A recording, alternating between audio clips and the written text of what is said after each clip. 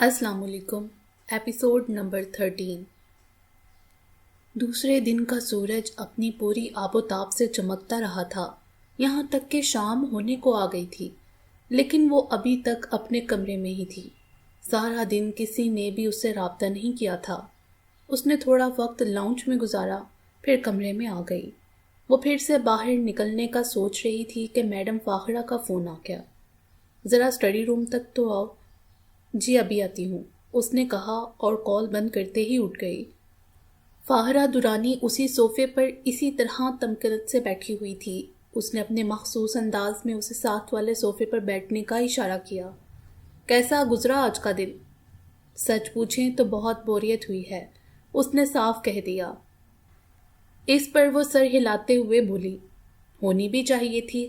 خیر، میں نے تمہارے لیے ایک کام سوچا ہے، اگر تم کر سکو تو۔ بتائیں، نینا نے اس کے چہرے پر دیکھتے ہوئے کہا، جہاں کسی بھی قسم کا کوئی جذبہ نہیں تھا۔ بہت عرصے سے میرا ایک بنگلہ خالی پڑا ہے، تم وہاں شفٹ ہو جاؤ، وہاں ایک پورا آفس بناؤ۔ میں نے حال ہی میں اپنی نسوانی حقوق کی دوبارہ فعال کیا ہے، اس میں جان ڈال دو۔ کیا کرو گی، کیسے کرو گی، یہ بعد میں ہوتا رہے گا، فاخرہ درانی نے اسے سمجھاتے ہوئے کہا۔ کب ہونا ہے شفٹ؟ اس نے پوچھا۔ تم چاہو تو آج ہی، اس نے عام سے انداز میں کہا۔ میں ابھی نکل جاتی ہوں، وہ بولی۔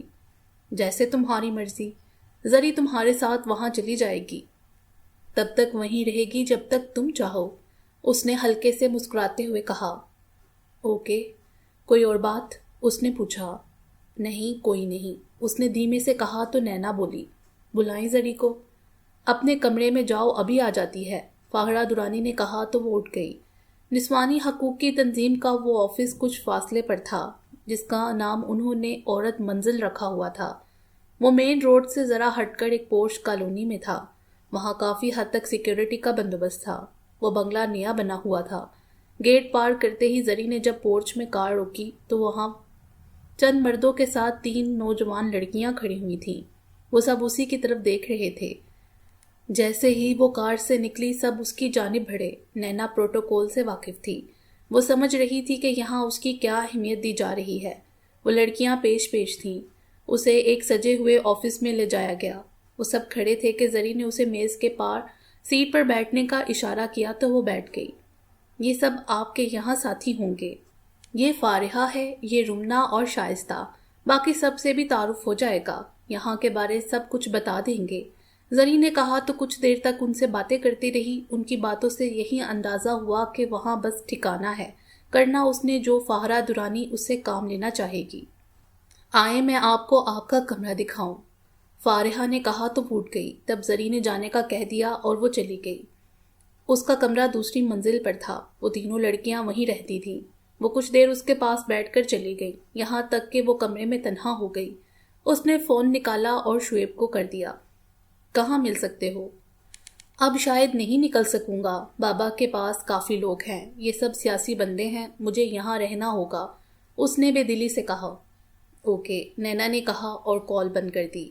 وہ اپنے آپ میں بڑا عجیب سا محسوس کر رہی تھی، جس کی اسے سمجھ نہیں آ رہی تھی، ایک عجیب سی بے چینی تھی۔ 2 دن تک وہ وہیں عورت منزل میں الجھی رہی۔ ان تینوں لڑکیوں نے کافی حد تک کام کر کے ایک لائق عمل بنا لیا ہوا تھا۔ وہ اس کام میں ماہر تھیں اور اسی میں انہوں نے تعلیم حاصل کی ہوئی تھی۔ ان 2 دنوں میں اس کا شعیب کے ساتھ رابطہ تو ہوتا رہا، لیکن ان کی ملاقات نہیں ہو پائی۔ تیسرے دن کی شام فاخرہ درانی وہیں عورت منزل آ گئی۔ وہ نینا کے ساتھ کچھ دیر ادھر ادھر پھرتی رہنے کے بعد آفس میں آ گئی۔ وہیں بیٹھ کر اس نے بڑے سکون سے کہا، نینا، اگر میں یہ کہوں کہ مجھے پتہ ہے آج رات مٹھن ہان کہاں ہوگا تو اس پر تمہارا رد عمل کیا ہوگا؟ میں کوشش کروں گی کہ اسے ختم کر دوں، نینا نے اسی سکون سے جواب دیا۔ ٹھیک ہے، میں تمہیں بتا دیتی ہوں، فرض کر لیا وہ مر بھی گیا تو کیا ہوگا؟ اس کی جگہ لینے کے لیے کوئی دوسرا آ جائے گا، پھر وہی قتل و غارت، ظلم، انسانی تذلیل، جبر اور وہی غلیظ سیاست، جس سے عوام کو یہی باور کروایا جاتا ہے کہ تم ایک گھٹیا قسم کی مخلوق ہو۔ وہ تو ختم ہو گیا نا، میری دشمنی اسی سے ہے، نینا نے کہا۔ ٹھیک ہے، کل کوئی دوسری نینا پیدا ہو جائے گی، کیونکہ صدیوں سے ایسا ہوتا آیا ہے اور سسٹم یہی ہے کہ ایسا ہوتا رہے گا۔ کل مٹھن ہان کا باب تھا، اس سے بھی پہلے اس کا باپ، اب مٹھن خان، پھر اس کا بیٹا ارمان خان، وہ مر گیا تو اس کی بیوی، بیٹی، کوئی دوسرا رشتہ دار، ان میں سے کوئی نہ کوئی یہاں ہم پر حکومت کرتے رہیں گے۔ رب تعالیٰ نے تو وسائل کی بھرمار کی ہوئی ہے، ان پر قابض کون ہے؟ آپ کیا چاہتی ہیں؟ نینا نے پوچھا۔ سچ پوچھو تو میں کچھ نہیں چاہتی۔ جس عوام کو یہ شعور ہی نہیں کہ اس کا بھی کوئی حق ہے، کوئی فرض بنتا ہے، جو ظلم سہے جا رہا ہے، اس کے لیے کچھ نہ ہی کیا جائے تو بہتر ہے۔ اس پر ظلم ہونا ہی انصاف ہے، کیونکہ عوام چاہتے ہیں ان پر ظلم ہو۔ لیکن پھر سوچتی ہوں کہ میرا فرض کیا بنتا ہے؟ زندہ میں نے بھی نہیں رہنا، مگر اپنی بساط پر کوشش تو کر سکتی ہوں۔ فاخرہ درانی نے تلخی سے کہا تو نینا نے بڑے تحمل سے کہا، ایک لمبی بحث ہے جو شاید میں نہیں کر سکتی۔ اگر آپ کو پتا ہے کہ آج مٹھن خان اپنے قلعے سے کہیں باہر ہوگا تو مجھے بتائیں، میں دیکھتی ہوں اسے۔ مجھے پتا ہے آج اس نے کہاں ہونا ہے، لیکن اس کے ساتھ مجھے یہ بھی معلوم ہے کہ تم اس کا کچھ نہیں بگاڑ پاؤ گی، کیونکہ اس نے کہنا چاہا تو نینا تیزی سے کہا، آپ مجھے ڈرا رہی ہیں یا کوئی امتحان لے رہی ہیں؟ میں کچھ بھی نہیں کر رہی، میں تو یہ چاہتی ہوں کہ تمہیں سمجھاؤں۔ ہم مل کر اس سسٹم کو ختم کریں جس میں یہ چھوٹے چھوٹے زمینی خدا بن کر مخلوق پر ظلم کر رہے ہیں۔ وہ بولی، وہ تو ہوتا رہے گا، آپ بتائیں کہاں ملے گا وہ؟ نینا نے پوچھا تو اس نے کہا، صرف ایک شرط پر، صرف مٹھن خان کو مارنا ہے، اگر وہ مر سکا تو، اس کے علاوہ کسی کو بھی نہیں۔ اس کی وجہ یہ ہے کہ وہ بندہ بھی انہی میں ہوگا جس نے مجھے یہ اطلاع دی ہے۔ ڈن ہو گیا، نینا نے پر یقین لہجے میں کہا۔ تو پھر سنو، وہ اور اس کے جیسے چند لوگ نثار چدھر کے ڈیرے پر جمع ہوں گے، فاخرہ درانی نے بتایا۔ نثار چدھر؟ وہ زیر لب بڑبڑاتے ہوئے بولی۔ اب تم جانو اور تمہارا کام، یہ کہہ کر فاخرہ درانی اٹھتے ہوئے بولی۔ وہ بھی اس کے ساتھ ہی اٹھ کر پورچ تک گئی۔ جیسے ہی وہ اپنی کار میں گیٹ پار کر گئی، اس نے شعیب کو کال ملا دی۔ جیسے ہی رابطہ ہوا، اس نے کہا، فوراً ملو، لیکن پوری تیاری کے ساتھ۔ خیر ہے؟ شعیب نے حیرت سے پوچھا۔ دشمنوں کی خیر نہیں ہے، تم جلدی آؤ، اس نے کہا تو شعیب نے ایک پوائنٹ بتاتے ہوئے فون جانے کو کہا۔ فون بند کر کے وہ اپنے کمرے میں گئی۔ اس نے جین پہنی، شرٹ کے اوپر جیکٹ ڈالی، اس میں سب کچھ تھا جس کی اسے ضرورت ہو سکتی تھی۔ پھر وہ نیچے آ کر اس نے کار لی اور عورت منزل سے نکلتی چلی گئی۔ شعیب اپنی 4 وہیل میں وہیں تھا۔ اسے پتہ چل گیا کہ نینا اس تک پہنچ گئی ہے۔ وہ اس کے پیچھے چل پڑا۔ نینا نے اپنی کار ایک قریبی مارکیٹ میں پارک کی، پھر وہ اس کی 4 وہیل میں آن بیٹھی۔ نینا نے پیسنجر سیٹ پر بیٹھے ہی اسے سب بتانا شروع کر دیا۔ شعیب ڈرائیو کرتا ہوا اس کی بات سنتا رہا۔ جب وہ کہہ چکی تو اس نے پوچھا، جانتی ہو وہ کون ہے؟ ہاں، وہ بھی سیاست دان ہے، ہمارے ہی حلقے سے وہ MNA ہے، نینا نے کہا۔ تم صرف اتنا ہی جانتی ہو، لیکن وہ ایک درندہ ہے، اور جس جگہ اس کا ڈیرا ہے وہاں تک 10 کلومیٹر سے بھی زیادہ دور کچے میں ہے۔ وہ کسی شہر عام پر نہیں، ایک جنگل کے گزر کر جانا پڑتا ہے۔ میں ایک بار وہاں گیا تھا، وہاں اس کی سیکیورٹی کیا ہو سکتی ہے، تم یہ بھی نہیں جانتی ہو۔ سمجھ لو کہ تم سیدھے سیدھے خودکشی کا فیصلہ کر رہی ہو، شعیب نے اسے سمجھاتے ہوئے کہا۔ تم یہ کہنا چاہتے ہو کہ ہم 2 ہیں اور وہاں پر پتہ نہیں کیا حالات ہوں؟ نینا نے سوچتے ہوئے پوچھا۔ جی، میرا خیال ہے کہ میں یہ سمجھا رہا ہوں، اس نے اکتائے ہوئے لہجے میں کہا۔ تمہیں یہ پتہ ہے جو لوگ اکٹھے ہو رہے ہیں اس کے بعد کیا ہوگا؟ نینا نے پوچھا۔ کیوں ہو رہے ہیں اکٹھے؟ اسی لیے نہ کہ وہ اپنے دشمنوں کے خلاف کچھ نیا کریں گے۔ مٹھن خان کی طاقت بڑھ جائے گی، اس میں کوئی شک نہیں کہ وہ ان سے مدد مانگنے گیا ہے، شعیب نے کہا۔ ابھی تو ایک مٹھن خان ہے، پھر کہیں ہوں گے، ہمارے پاس اب طاقت کیا ہے؟ تب تو اس نے کہنا چاہا، لیکن وہ بات کاٹتے ہوئے بولا، لیکن اس کا مطلب یہ نہیں کہ ہم خودکشی کرنے چل دیں، یہ جانتے ہوئے کہ ہمارے پاس وہ طاقت نہیں ہے۔ اس پر نینا چند لمحے خاموش رہی، پھر بولی، مجھے واپس کار تک چھوڑ دو، میں خود چلی جاؤں گی، تم نہ جاؤ، میں جاؤں گی، میں جو کرنا چاہتی ہوں وہ کروں گی۔ یہ تمہارا فیصلہ ہے، شعیب نے گمبھیر لہجے میں پوچھا۔ ہاں، یہی میرا فیصلہ ہے، اس نے کہا تو شعیب نے سر ہلایا اور 4 وہیل کی رفتار مزید تیز کر دی۔ ان کے درمیان خاموشی سے یہ طے ہو گیا کہ وہ نثار چدھر کے ڈیرے کی طرف جا رہے ہیں۔ تقریباً 10 منٹ سفر کرنے کے بعد وہ ہائی وے سے نیچے اتر گئے۔ وہیں سے آگے ایک چھوٹی سڑک نکلتی تھی جس کے ارد گرد کئی گاؤں اور بستیاں تھیں۔ تھوڑا سا آگے جا کر انہیں دائیں جانب جانا تھا۔ یہ ایک مصنوعی ذخیرہ تھا جو حکومت کی طرف سے لگایا گیا تھا۔ اس میں اتنا خطرہ نہیں تھا، کبھی کبھی کوئی اکا دکا واردات ہوتی تھی، لیکن اس مصنوعی ذخیرے سے آگے راستہ صاف تھا۔ آگے جا کر ایک جنگل تھا جسے پار کرنے کے بعد ہی وہ نثار چدر کے ڈیرے تک پہنچ سکتے تھے۔ یہی جنگل چوروں، ڈاکوؤں اور راہزنوں کا اڈا بن چکا تھا۔ اسے پار کرنا بذات خود ایک بہت بڑا مرحلہ تھا۔ شعیب نے وہ ذخیرہ پار کر لیا تو نینا نے طنزیہ لہجے میں کہا، تم تو کہتے تھے کہ راستے میں جنگل ہی جنگل تھا۔ نہیں، جنگل آگے آئے گا۔ کتنی دیر تک وہاں پہنچیں گے؟ اس نے پوچھا۔ ادھر ہمارے بہت گہرے تعلق والے لوگ رہتے ہیں، میں چاہتا پہلے ان کے پاس جاؤں، یہ 4 وہیل وہاں کھڑی کروں اور ہم پیدل یا کسی بائک پر آگے نکلے۔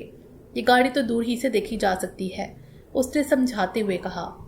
جیسا تم چاہو، نینا نے کندھے اچکا کر کہا۔ اب جانا تو ہے تیرے ساتھ، شعیب نے طنزیہ کہا، اور اس کے ساتھ ہی اس نے ایک ذیلی کچی سڑک پر 4 وہیل موڑنے کے لیے آہستہ کی۔ اسی لمحے پیچھے سے ایک بائک نکلی جس کی ہیڈ لائٹ بند تھی۔ 4 وہیل کی روشنی ان پر پڑی تو انہوں نے دیکھا وہ 2 سوار تھے۔ ان دونوں کے چہرے کپڑے سے ڈھکے ہوئے تھے۔ ایک بائک چلا رہا تھا اور دوسرا پیچھے بیٹھا ہوا تھا۔ ذرا سے فاصلے پر جا کر پیچھے والے نے گن سیدھی کی اور ان پر تانتے ہوئے رکنے کا اشارہ کیا۔ تو آ گئے ہمیں لوٹنے، نینا کے منہ سے بے ساختہ نکلا۔ کہا نا بڑا خطرناک علاقہ ہے، اب بک دیں گے انہیں، شعیب نے کہا تو نینا نے پسٹل نکالتے ہوئے کہا، دونوں اب خواہ مخواہ مر جائیں گے۔ نہیں، انہیں مارنا نہیں، شعیب نے تیزی سے کہا۔ اتنے میں شعیب نے بیک مرر میں دیکھا، ایک مزید موٹر سائیکل اس کی 4 وہیل کے پیچھے تھا۔ بلا شبہ ان پر بھی 2 ہو سکتے ہیں، اس کے علاوہ مزید لوگ بھی۔ تو کیا؟ نینا نے کہنا چاہا تو شعیب نے 4 وہیل مزید آہستہ کرتے ہوئے کہا، ممکن ہے کوئی جان پہچان کا نکل آئے، وہ ہمیں فائدہ بھی دے سکتا ہے، ورنہ آمنا سامنا تو ہے ہی، وہ ہمیں۔ اس نے جان بوجھ کر اپنی بات ادھوری چھوڑ دی۔ اس کے ساتھ ہی اس نے بریک لگا دیے۔ ان کے رکتے ہی سامنے بائک بھی رک گیا تھا۔ دونوں بائک سے اتر کر دائیں جانب اندھیرے میں چلے گئے تھے، یوں جیسے غائب ہو گئے ہوں۔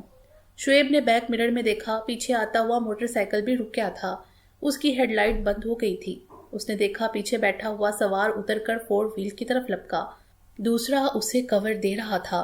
ان کا کیا ارادہ تھا یہ بھی نہیں جانتے تھے۔ نینا نے پسٹل مضبوطی سے پکڑ لیا تھا، وہ ہلکے سے اشارے پر بھی فائر کر سکتی تھی۔ پچھلا سوار لمحہ بلمحہ محتاط انداز میں آگے بڑھ رہا تھا۔ شعیب کے دماغ میں الجھن ہو رہی تھی، انہوں نے اگر لوٹنا ہی تھا تو پہلے ٹائروں کو نشانہ بناتے۔ کیا انہیں خوف بھی نہیں آ رہا سامنے سے فائر بھی ہو سکتا ہے؟ وہ کھلے میدان میں ہیں اور ہم گاڑی میں، یہ صرف راہزن نہیں ہو سکتے، معاملہ کچھ دوسرا ہے۔ وہ بیک مرر میں دیکھ رہا تھا، پچھلا سوار گاڑی کے ساتھ لگ کر آگے بڑھ رہا تھا۔ ڈرائیور گیٹ پر آ کر اس نے گیٹ کھولا۔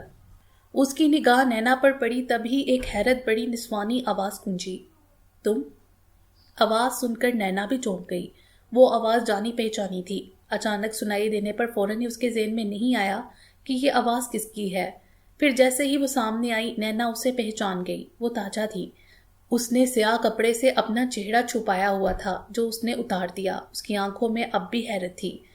اس کی یہ حیرانگی اس کی آواز میں تھی۔ تم یہاں کیسے؟ یہی سوال میں تم سے بھی کر سکتی ہوں، نینا نے پوچھا۔ یہ تو بڑا خطرناک علاقہ ہے، تم یہاں کسی مجرم کے پیچھے آئی ہو، اور یہ ساتھ میں، یہ کہتے ہوئے اس نے اپنی بات ادھوری چھوڑ دی۔ آؤ بیٹھو میرے ساتھ، بتاتی ہوں، نینا نے اس کی طرف دیکھ کر کہا تو وہ پیچھے ہٹتے ہوئے بولی، نہیں میں چلتی ہوں، تم میرے پیچھے آؤ۔ ٹھیک ہے، نینا نے کہا تو وہ 4 وہیل کے پیچھے کھڑی بائک کے سوار کو اشارہ کیا۔ لمحوں میں بائک اس کے پاس آ گئی، وہ اس پر بیٹھی اور چل دی۔ تبھی شعیب نے گیئر لگاتے ہوئے نینا سے پوچھا، اعتماد کر سکو گی اس پر؟ کرنا پڑے گا، عورت تو بڑے ٹھسے والی ہے، آگے دیکھے، وہ رفتار بڑھاتے ہوئے بولا۔ دیکھو اگر اچھا کر دے ورنہ برا تو ہے ہی، وہ کاندھے اچکا کر ہنستے ہوئے بولی۔ اس پر شعیب خاموش رہا، اس کا دھیان پوری طرح ڈرائیونگ کی طرف تھا۔ وہ لوگ آگے آگے جا رہے تھے۔ تھوڑا سا فاصلہ طے کرنے کے بعد وہ دائیں جانب کچی سڑک پر مڑ گئے۔ انہیں زیادہ فاصلہ طے نہیں کرنا پڑا۔ وہ بائک والے ایک ڈیڑے نما عمارت کے آگے رک گئے۔ ڈیڑے کی دیواریں کچی اور اونچی اونچی تھیں، کہیں کہیں محراب بنے ہوئے تھے۔ انہی محرابی ستونوں کے درمیان لکڑی کا دیو ہیکل پھاٹک لگا ہوا تھا۔ پھاٹک کی چھوٹی سی کھڑکی کھلی اور اس کے ساتھ ہی دیو ہیکل پھاٹک کھل گیا۔ وہ اندر چلے گئے۔ کافی فاصلے پر عمارت تھی، درمیان میں لان اور پکی جگہ تھی۔ وہ ڈیرا بھی عام ڈیروں سا تھا۔ حیرت انگیز بات یہ تھی کہ کہیں کوئی شخص دکھائی نہیں دے رہا تھا سوائے پھاٹک پر کھڑے گارڈز کے۔ یوں لگ رہا تھا جیسے ویرانی ہو۔ کہیں ہم پھنس تو نہیں گئے؟ شعیب نے دھیمے سے کہا۔ وہ دیکھ رہا تھا کہ 2 موٹر سائیکلوں کے ساتھ ہی پیچھے سے مزید 2 موٹر سائیکل آ کر ان کے پاس رک گئے ہیں۔ انہوں نے بھی قریب ہی 4 وہیل روک دی۔ وہ اترے تو تاجہ ان کے سامنے آن کھڑی ہوئی۔ اب وہ کوئی عورت دکھائی دے رہی تھی۔ ملکجے اندھیرے میں ہی اس نے اندر کمرے میں آنے کا اشارہ کرتے ہوئے بولی، اندر بیٹھ تے گلا کریے، آؤ اندر بیٹھ کر باتیں کرتے ہیں۔ میرے پاس باتیں کرنے کا وقت نہیں ہے، مجھے کہیں کام جانا ہے، تم میرا وقت ضائع نہ کرو، نینا نے کہا۔ کوئی کچھ نہیں ہوتا تم آؤ، یہ کہتے ہوئے تاجہ نے اس کا ہاتھ پکڑ لیا۔ دیکھو وقت نہیں، نینا نے کہا تو وہ اسے کھینچ کر اندر لے گئی۔ کمرے میں تیز روشنی تھی۔ تاجہ کی جیسے ہی نگاہ شعیب پر پڑی، اس کی آنکھیں ستائشی انداز میں کھل گئیں۔ وہ اس کے قریب گئی اور ہاتھ کی پوروں سے اس کے چہرے کو نرمی سے چھوتے ہوئے شوخی سے بولی، واہ اتنا وجیح لڑکا کہاں سے ڈھونڈا ہے؟ میرا دوست ہے، اسے چھوڑ، میرے ساتھ بات کر۔ اس میں ڈوبے گی نہ تو پھر ابھر نہیں سکو گی۔ چاند ہے چند، چاند ہے چاند، یہ کہتے ہوئے اس نے شعیب کے گال پر نرمی سے چٹکی لی اور پھر اسے ایک کرسی پر بیٹھنے کا اشارہ کیا۔ سب بیٹھ گئے تو نینا نے کہا، تم یہاں کیسے ہو؟ تم بھی پوچھتی ہو؟ ایک سے ایک بندہ بڑھ کر میری تلاش میں ہے، خاص طور پر مٹھن خان۔ اب بھی نہ یہاں پر نہ لوں، اس نے تیزی سے کہا۔ لیکن اس کا مطلب یہ نہیں کہ تم راہ زنی اور ڈاکے مارنے شروع کر دو، نینا نے غصے سے کہا۔ نہیں، میں لوٹنے نہیں گئی تھی، یہ کہہ کر وہ تفصیل بتانے لگی۔ وہ اپنے گھر سے بھاگ کر سیدھا اسی ڈیرے پر آئی تھی۔ اس کا ارادہ تھا کہ چند دن یہاں رہ کر وہ یہاں سے دور کسی علاقے میں نکل جائے گی۔ یہاں رہنا اس کے لیے بھی ضروری تھا کہ اپنے گھر کے معاملات کو بھی دیکھ سکے، کون کیا کرتا ہے۔ اس رات کے بعد وہاں پر کوئی نہیں گیا۔ یہ بھی یہاں سکون سے ٹک گئی۔ تاجہ جس کے ڈیرے پر تھی وہ علاقے کا بڑا ذمہ دار تھا۔ اس نے سیدھے سبھاؤ نہیں، اشارے کنارے میں بتایا کہ وہ ذمہ دار اس پر مرتا تھا۔ ان کا آپس میں تعلق کافی پرانا تھا۔ تاجہ جانتی تھی کہ یہ بندہ اسے صرف عیاشی کی حد تک چاہتا ہے، اس لیے بات دور دور سے تعلق کی حد تک رہی۔ جب تاجہ کے سر پر آن پڑی تو وہ سیدھا اس بندے کے پاس ہی آئی۔ یہاں آ کر اس نے پناہ لی تو ذہن میں یہی تھا کہ وہ بندہ اپنا مقصد ضرور حاصل کرے گا، لیکن اب تک اس نے کوئی بات کرنا تو کجا اسے دوبارہ ملنا بھی نہیں تھا۔ وہ یہاں سکون سے تھی۔ انہی باتوں میں اس نے یہ بھی بتا دیا کہ آج وہ وہاں پر گیا ہے جہاں علاقے بھر سے زمیندار اکٹھے ہو رہے ہیں۔ ان میں مٹھن خان نے بھی آنا ہے۔ چونکہ اس کا راستہ یہیں سے تھا اس لیے تاجہ پوری تیاری سے گئی تھی۔ اپنی طرف سے اس نے مٹھن خان کو روک لیا تھا۔ تمہیں شاید پتہ نہیں، میں نے نوکری چھوڑ دی ہے اور اب ان کے پاس ملازمت کر رہی ہوں، نینا نے شعیب کی طرف اشارہ کر کے کہا۔ سچی؟ اس نے پوچھا۔ جی، مجھ پر تمہاری وجہ سے بہت سارے الزام آ گئے تھے۔ کرتا کوئی پھر رہا ہے، بھرنا مجھے پڑ رہا ہے، نینا نے اپنے آپ کو بچانے کی کوشش کی۔ ہوا کیا ہے؟ تاجہ نے پوچھا۔ اسے چھوڑو، ہمیں جانے دو، تم اپنے اس مٹھن خان کو پکڑو ہمارے چکر میں۔ اس نے نینا کی بات کاٹتے ہوئے بتایا کہ راستے میں اسے فون مل گیا تھا کہ مٹھن خان نے جہاں جانا تھا وہاں پہنچ گیا ہے، وہ کسی دوسرے راستے سے چلا گیا ہے۔ یہ ساری بات اس نے تفصیل سے بتائی تو شعیب بولا، ہمیں تو اپنے کام سے جانے دو۔ تیرا کی کام میں سونیا؟ تمہارا کیا کام ہے سونے؟ اس نے خوش ہوتے ہوئے کہا، مجھے کوئی بندہ تلاش کرنا ہے اسی علاقے سے، اس کے پیچھے آیا ہوں، یہاں میرے کچھ جاننے والے ہیں، شعیب نے کافی حد تک بے رخی سے کہا۔ اب تو ہم بھی جاننے لگے ہیں، ہمیں بتاؤ، وہ ہنستے ہوئے بولی۔ چل بتا کیا لوگی اسے تلاش کر کے میرے حوالے کرنے کے؟ شعیب نے اسے چڑھانے کے انداز میں پوچھا۔ تیرے کولوں کچھ نہیں، بول کون؟ تم سے کچھ نہیں، بول کون؟ اس نے کہا۔ نہ پھر یہ کچی بات ہے، اس نے انکار میں سر ہلاتے ہوئے پوچھا۔ کچی کیوں جب میں کہہ رہی ہوں؟ تاجہ نے کافی حد تک غصے میں کہا۔ نینا سمجھ گئی کہ وہ اسے کہاں پر لا رہا ہے۔ میں احسان نہیں لینا چاہتا، اس نے بے رخی سے کہا۔ پھر میں تمہارا کام کروں گی، ہم دوست جو ہیں اب۔ کہاں نہ، میں احسان نہیں لیتا۔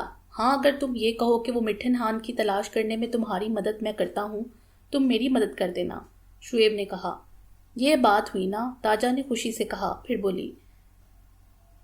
یہ تو مجھے پتا ہے کہ وہ کہاں پر ہے، لیکن وہاں پر سیکیورٹی بہت ہے، اسے راستے میں ہی قابو کیا جا سکتا تھا۔ دل بڑا کرو، چلتے ہیں، تم وہ جگہ دکھا کر پیچھے ہٹ جانا، کچھ نہ کرنا، گاڑی میں بیٹھی رہنا، شعیب نے اسے جان بوجھ کر چڑھاتے ہوئے کہا۔ اگلے ہی لمحے اس پر اثر ہو گیا، وہ اٹھتے ہوئے بولی، چل ابھی نکلتے ہیں۔ یہ سن کر نینا مسکرا دی۔ وہ تاجا کے ساتھ باہر نکلے۔ اس کے ساتھ چند بندے مزید ایک دوسری 4 وہیل میں نکلے تو شعیب بھی ان کے پیچھے چل پڑا۔ تاجا انہی کے ساتھ بیٹھی تھی۔ کچھ ہی دیر بعد وہ اپنی اپنی گاڑیوں میں ڈیرے سے نکل آئے تھے۔ ان کا رخ اسی جانب تھا جہاں مٹھن خان کے بارے میں پتہ چلا تھا۔ راستہ تاریک تھا۔ دونوں 4 وہیل تیز رفتاری سے آگے پیچھے جا رہی تھیں۔ کچھ آگے جا کر شعیب نے سڑک پر دیکھتے ہوئے تشویش سے پوچھا، میں پھر تم سے یہ پوچھتا ہوں کہ یہ ہماری کچھ مدد کر پائے گی؟ کہیں مجھے نہیں لگتا کہ یہ ہمیں دھوکہ دے گی۔ آگے رب جانتا ہے اس کے دل میں کیا ہے، نینا نے صاف کہہ دیا۔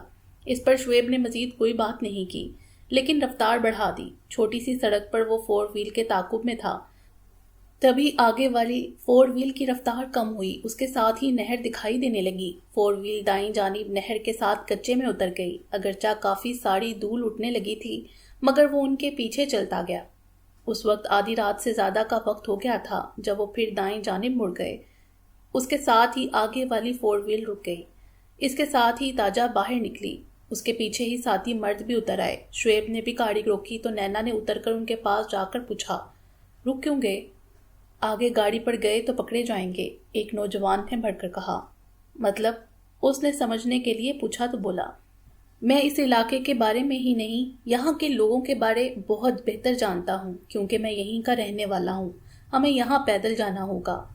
پیدل کدھر جانا ہے؟ نینا نے پوچھا تو وہ سامنے کی جانب اشارہ کر کے بولا، اس طرف 1 کلومیٹر کے فاصلے پر وہ ڈیرا ہے۔ گاؤں میں جائیں گے تو ان تک پہنچنے سے پہلے ہی پکڑے جائیں گے۔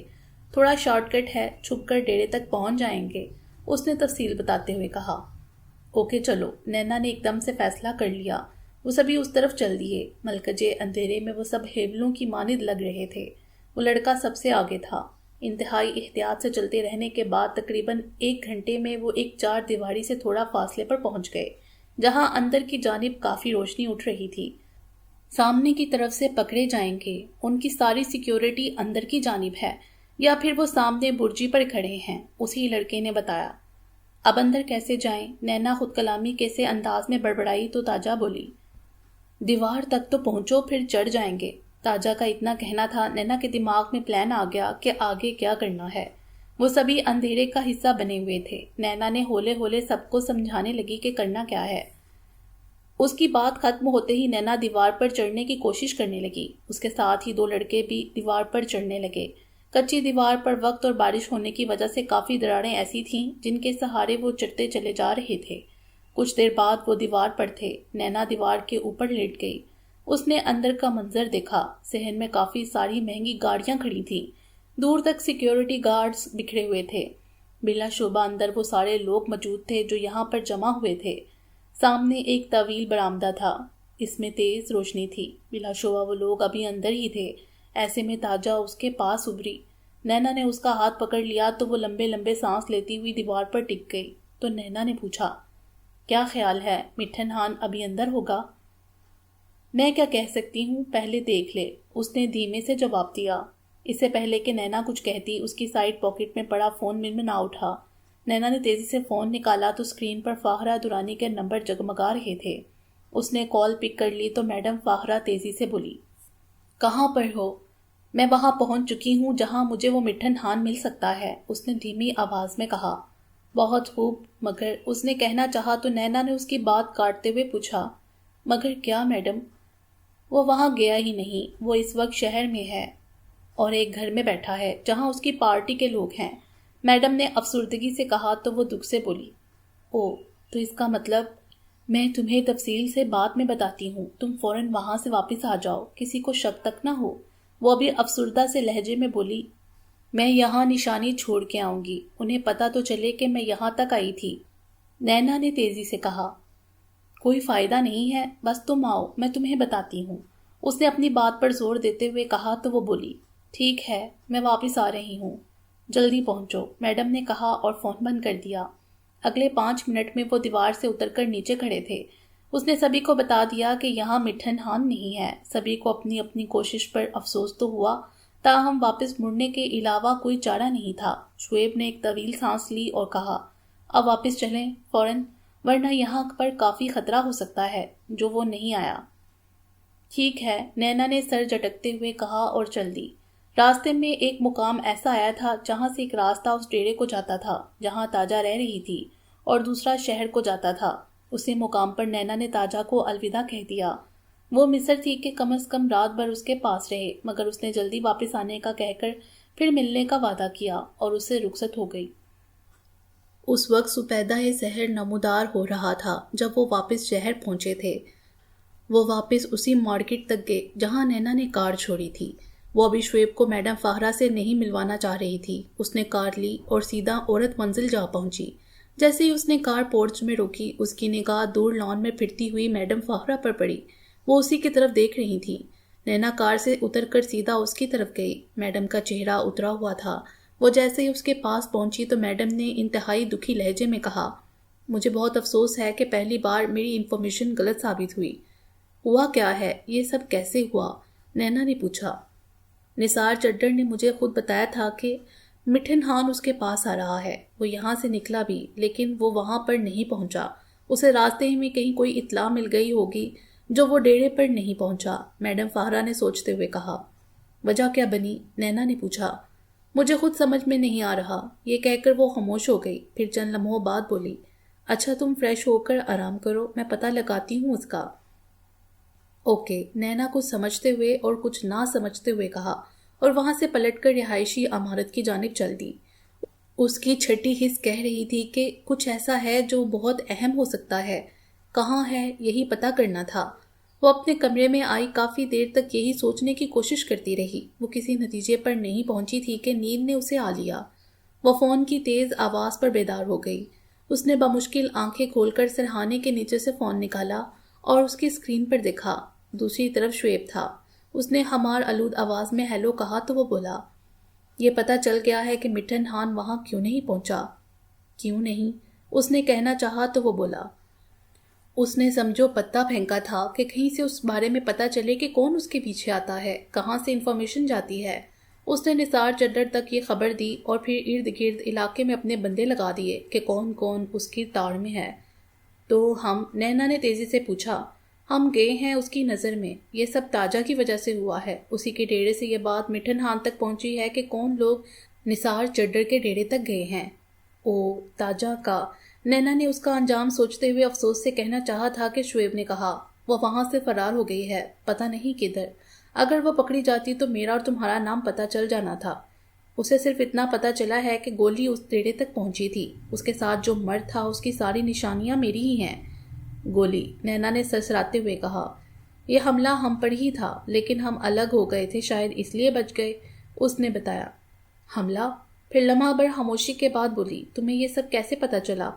2 گھنٹے سے مٹھن خان کا ایک بندہ بابا کے پاس بیٹھا ہے اور یہی بات کیے جا رہا ہے کہ شعیب اس لڑکی کے ساتھ تھا۔ دشمن کا بندہ تمہارے گھر میں بیٹھا ہے اور تم خاموش بیٹھے ہوئے ہو۔ وہ مزید کہتی کہ شعیب تیزی سے بولا، وہ 2 ضمانتی اپنے ساتھ لایا ہے۔ اس کا مقصد یہی ہے کہ بابا کھل کر کہہ دیں کہ گولی کا انہیں پتہ ہے، لیکن بابا بہت تحمل سے اسے یہ باور کروا رہے ہیں کہ میں رات گھر پر تھا۔ نہیں مانتا تو اٹھا کر باہر پھینک دے، نینا نے برا سا منہ بنا کر کہا تو وہ خوشگوار لہجہ بناتے ہوئے بولا، دھیرج سونیا، دھیرج، کرتے ہیں اس کا کچھ۔ بہرحال ہر بار نشانہ نہیں لگتا، خالی ہاتھ بھی لوٹنا پڑتا ہے، اور اسی کا ہمیں نقصان ہوا ہے۔ کیسا نقصان؟ نینا نے تیزی سے پوچھا۔ یہی کہ مٹھن خان اب پوری طرح یہ یقین کر چکا ہے کہ میرا کسی نہ کسی طرح تم سے تعلق ہے اور گولی تم ہی ہو۔ اب وہ ہم پر نگاہ رکھنے اور ہمیں پکڑنے کی ہر ممکن کوشش کرے گا، شعیب نے کہا۔ اچھا تو یہ بات ہے، خیر میں پھر کرتی ہوں کال، فریش ہو کر سوچتے ہیں، اس نے کہا اور فون بند کر دیا۔ فون رکھ کر وہ کافی دیر تک سوچتی رہی کہ میڈم فاہرہ نے ابھی تک اپنے مقصد کے بارے میں نہیں بتایا، اور بلا شبہ وہ بھی یہاں ٹریپ ہو گئی۔ کیا چاہتی ہے وہ؟ بہت محتاط رہ کر سمجھنا ہوگا۔ یہی سوچتے ہوئے وہ باتھ روم کی جانب بڑھ گئی۔ شام کے سائے پھیل گئے تھے۔ بھوک کے احساس سے نینا کی آنکھ کھل گئی۔ وہ فریش ہو کر لاؤنج میں آئی تو وہاں کوئی نہیں تھا۔ اسے لگا جیسے عورت منزل ہی خالی ہو گیا ہے۔ تبھی اسے احساس ہوا کہ باہر لان میں سب ہیں۔ وہ داخلی دروازے سے باہر نکلی تو میڈم فاہرہ وہاں بیٹھی ہوئی تھیں اور عورت منزل کے سارے ملازمین اس کی باتیں سن رہے تھے۔ بلا شبہ کوئی اہم معاملہ رہا ہوگا۔ جیسے ہی وہ سامنے ہوئی سبھی نے اس کی طرف دیکھا۔ میڈم فاہرہ نے بھی اپنی بات روک دی۔ چند لمحے بعد وہاں موجود سب لوگوں کو جانے کا کہہ دیا۔ سبھی اس کے پاس سے ہوتے ہوئے گزر گئے۔ نینا میڈم کے پاس پہنچی تو اس نے ساتھ پڑی کرسی کی طرف اشارہ کرتے ہوئے کہا، آؤ بیٹھو۔ وہ بیٹھ گئی تو چند لمحے سوچتے رہنے کے بعد وہ گویا ہوئی۔ تمہیں شاید نہیں پتا، مٹھن خان نے پورے شہر میں تمہیں تلاش کرنے کے لیے اپنے بندے پھیلا دیے ہیں۔ مجھے پورا یقین ہے کہ وہ یہاں بھی ضرور آئیں گے۔ تو آنے دیں، دیکھ لیں گے اسے، نینا نے گہری سنجیدگی سے کہا۔ تمہیں اندازہ نہیں، مٹھن خان کے گنڈے ہی نہیں، وہ پوری فورس کے ساتھ تلاش کر رہا ہے۔ وہ قانون اور اختیارات کا بھی سہارا لے رہا ہے۔ پھر اس سے پہلے کہ وہ میڈم بولتی، نینا نے تیزی سے پوچھا، یہ میٹنگ شاید اسی لیے تھی؟ ہاں، میں نے انہیں الرٹ کیا ہے۔ دراصل مٹھن خان نے یہ پتہ کر لیا ہے کہ تم کہاں ہو۔ اس نے ایک پوری فوج تمہیں پکڑنے کے لیے پورے شہر میں پھیلا دی ہے، لیکن اس کا ٹارگٹ عورت منزل ہے۔ کل سے مجھ پر بہت دباؤ ہے، اس لیے میں سارا دن یہاں عورت منزل میں ہی رہی ہوں، تاکہ اگر یہاں کوئی آئے تو میں اسے دیکھ لوں۔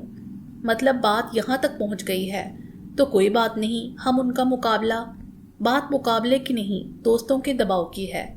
حکومت کا پریشر ہے۔ اگر میں تمہاری ذات پر کوئی سمجھوتا نہیں کرنا چاہتی ہوں، میں کوئی درمیانی راہ نکالنے کا سوچ رہی ہوں، اس نے سوچتے ہوئے کہا۔ درمیانی فیصلہ تو یہی ہے کہ میں چند دن کے لیے یہاں سے ادھر ادھر ہو جاؤں، اس نے فوری کہا۔ میں نے بھی یہی سوچا ہے، لیکن میں نہیں چاہتی کہ تمہارے من میں کوئی بھی بدگمانی آئے۔ میڈم فاخرہ کافی حد تک اضطراب میں بولی۔